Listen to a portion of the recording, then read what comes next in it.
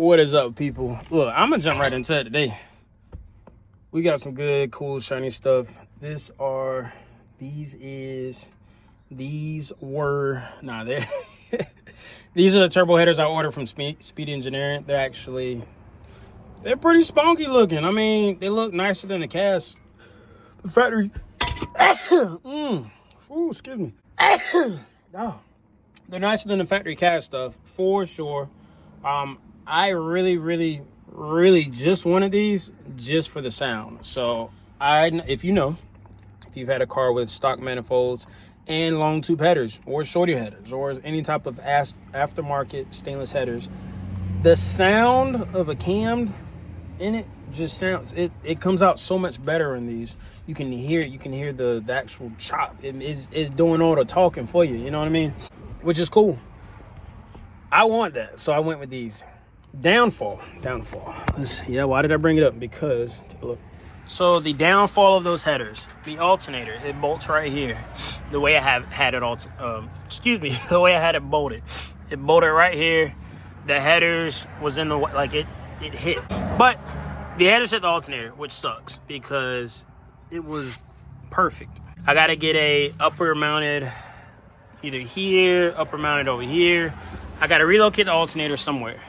Secondly, we're just doing all the do's with these with these amazing headers. The headers come and hit here. I mean, you could just imagine a 3-inch V-band. This is where it's coming to, and it's all up in here. So the water pump got to go. So two things, pretty much. Yes, it fits. It clears this. If you don't already know from the thumbnail, let's take a step back. Check out the car. Nissan GTR Skyline. The engine fits, the trans fit, the oil pan, I have a front sump oil pan, it fits. And how I had the exhaust mounted when it was non-turbo, front came here, boom. The passenger side goes back because the steering rack is just all up in the way. So steering rack goes back, and then this loops down, up this way, over, and it bolts in, which does really good. Actually, here's the front kind of crossover V-band, and then this V-band attaches here, and there's the rest of the exhaust pipe. So I know it looks beautiful. It looks just amazing. If you want some fab work done, leave a comment. I got you. But so that's how it runs on motor. Turbo, I want the turbo to be, there's so much space. Like, I'm probably going to relocate that. There is nothing here at all times. All we have is a radiator bolted in and the electric fan. So it's empty over there. It's going to be empty over here. A little bit of wiring coming through, but that's going to get tidied up too. And all of this wire you see here, in case you're just wondering, no, none of it goes down in that hole. This is actually for your injectors, spark, coil packs. You got your oil pressure sensor, your camshaft sensor back there, and your crank sensor on this side. So we got a bunch of wires that plugs in here, and also fuel pressure sensor. We got all those wires are over here. So this is empty. So today's problem, yes, it's in here. If you've seen the last video, this wasn't in here. Now it is.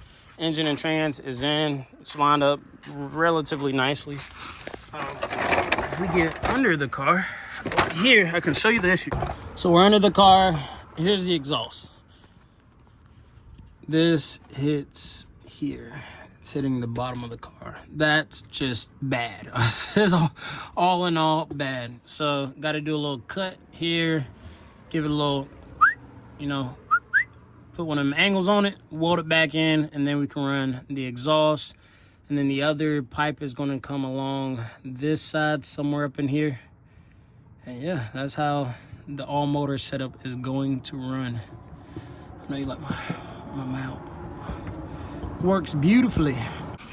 And that's where we're at with the GTR setup right now. Like I said, it's in the works. It's working beautifully. These sensors, the knock sensors, waiting on those to get in. And we're rocking and rolling with it. Gonna get some oil in the motor, get some oil pressure, get some fuel sent up here. This literally just snaps into the factory fuel rail. It's a nice little quick adapter. And this just hangs out up there. I'll bolt it, mount it somewhere.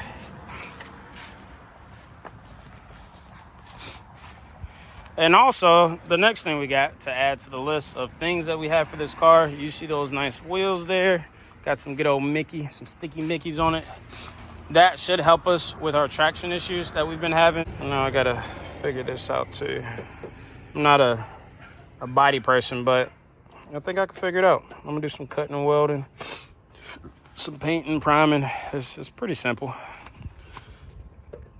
I think as long as I believe in myself, I think I can get that worked out. It's not the worst in the world. Sticky Mickeys on there. These are some nice billet wheels, lightweight. So it should, I don't know. We're gonna see how it works. I got a heavy drive shaft in it. Let's take a look. So we have it. So we have a heavy steel drive shaft. It's pretty lined up. I think it's pretty good on there.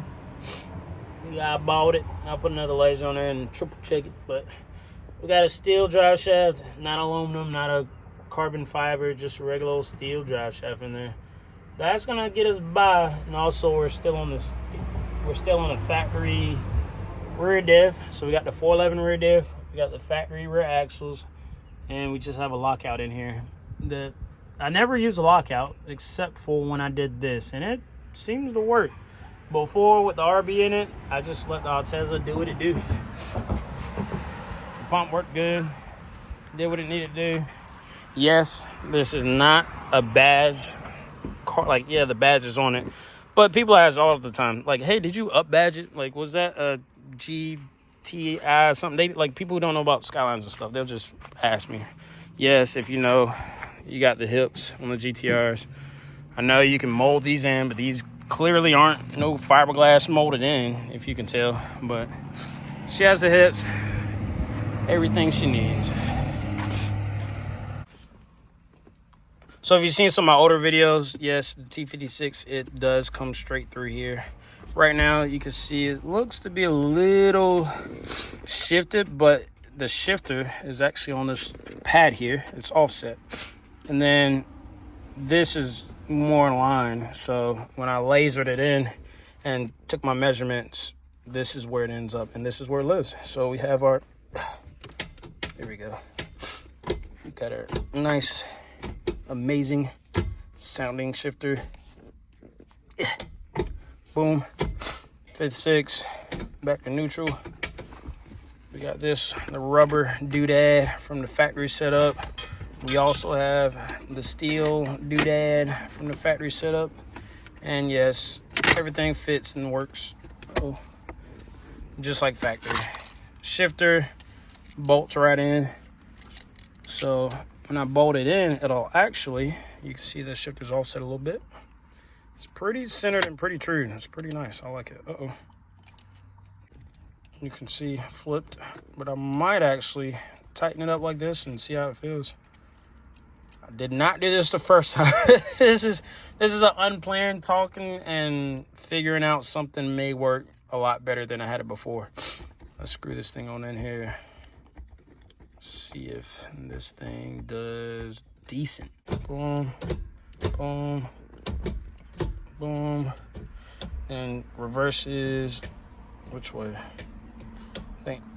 All right, so that's one thing about this car. You got to be kidding me. There we go. So the reverse is just stupid hard rough to get in. I don't know why it's so rough. If somebody in the comments can let me know on a T56 why putting in reverse. So if you know this is fifth, that's reverse. If you know, there we go. That's reverse. Why is this? Somebody has to know and should be able to tell me something on why that's like that. Yeah, it works. Not the happiest about it, but it does work. If you can let me know something in the comments, that'll be dope. All right, folks, that's the quick update on it. Hopefully the next video, I'm going to do some cutting and welding on those manifolds to get the motor, all motor setup working, because yes, we're going to go out and try to get a true quarter-mile time. This isn't no guess. This isn't no, well, this Camaro or Corvette dyno this, so if you RPM the gear ratio and the weight. No, we're going to get real live testing of this R32 GTR with a LS engine in it and a LS transmission in it on the quarter mile. We're going to get real ETs, real 60 foots with just a average setup. You know what I mean? This isn't a pro mod chassis build car. This is just somebody going out buying a GTR, want to LS swap it and have a good time. So this is a very true, nothing's deleted, still full interior, full seats, carpets in here. This is a, I don't know, I think it's a pretty good little real world scenario. So we're going to get that done. That's why I'm doing all this extra work, to simply get a quarter mile pass. And after that, we're going straight to get the turbo in here so we can really crank it up and have a good time. Well, folks, I hope you enjoyed the video. This is another short, sweet update of what we got going on with the Nissan GTR. If you like the video, hey, like it. Excuse me. Like it, unlike it. Do what you want, and I hope to see you in the next one. Peace.